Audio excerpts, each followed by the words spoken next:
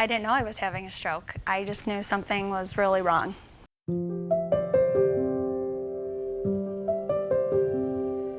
It was a Monday morning, then I'm brushing my teeth and I feel really dizzy. And I decide I need to go lay down. When I went to get back up, I couldn't walk on my right leg.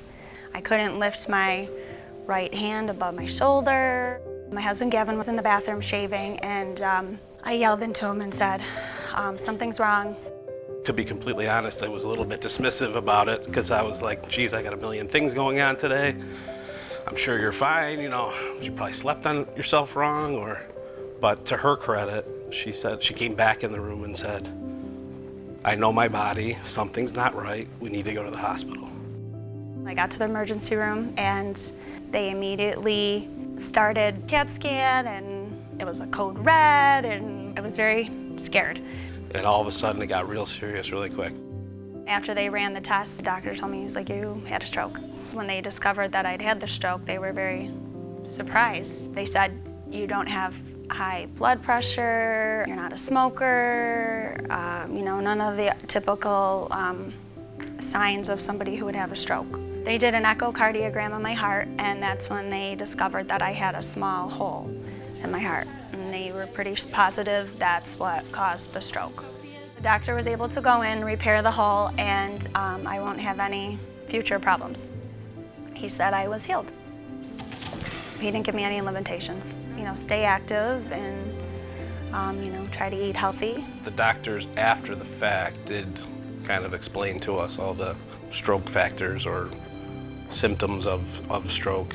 All I kept thinking about, was if I didn't go to the hospital when I did or get the medicine, I might not have maybe been here for my kids or been able to do everything that I do for them. Well, I think it'll definitely be a day that sticks with us for the rest of our lives, for sure. I'm thankful to the American Heart Association for all the research that they do, because without them, maybe I wouldn't, be here today without any residual effects of the stroke.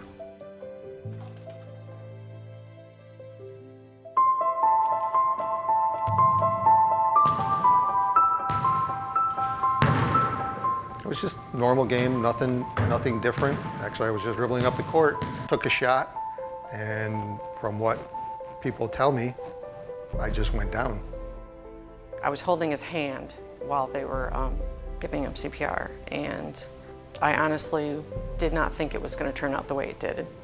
From the guys there that knew CPR, to one of the guys running down and getting the AED, to a state trooper being very close by, to the Walworth ambulance. I'm really very fortunate and lucky that all that was in place for me to survive. If they had not given him CPR, he would not be here. The AED machine saved him, but he would have not made it to that point. So take a CPR class. What I had was actually a heart attack that went into cardiac arrest. I really didn't have any signs or symptoms beforehand. I was in the hospital for 5-6 days. I had 2 stents put in, probably about 2 months of cardiac rehab.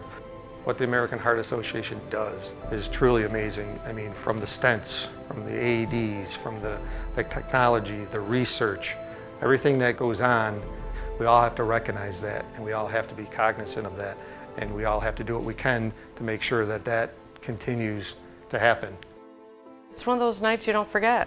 I almost lost my best friend and my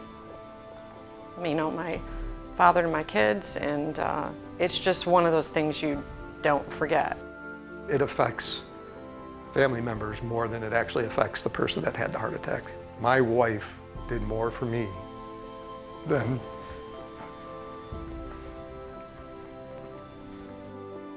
our son it was hard for him. To this day, he has a lot of anxiety from that night, but he is getting help and dealing with that. As he grew older, he started to talk maybe a little bit more about it and how it affected him. He's since become a Walworth Fire Department member. His reason behind that was to go out and help others. He really sees the benefit of those agencies and how they can affect people's lives. It was a miracle. We've had a lot of people around us pass away, and we got the miracle. We're doing well. We're doing well. We don't want to take it for granted, but we're happy each and every day we wake up.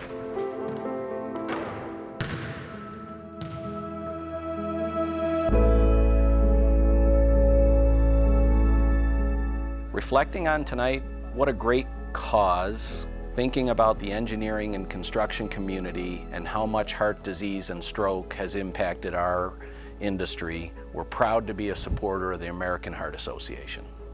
Rochester's a fabulous community. They're a giving community. We're proud to be part of the community. So tonight, we have the opportunity to make a difference. Make a difference to tackle, educate, raise awareness, and really eliminate the #1 killer in America, and that's heart disease.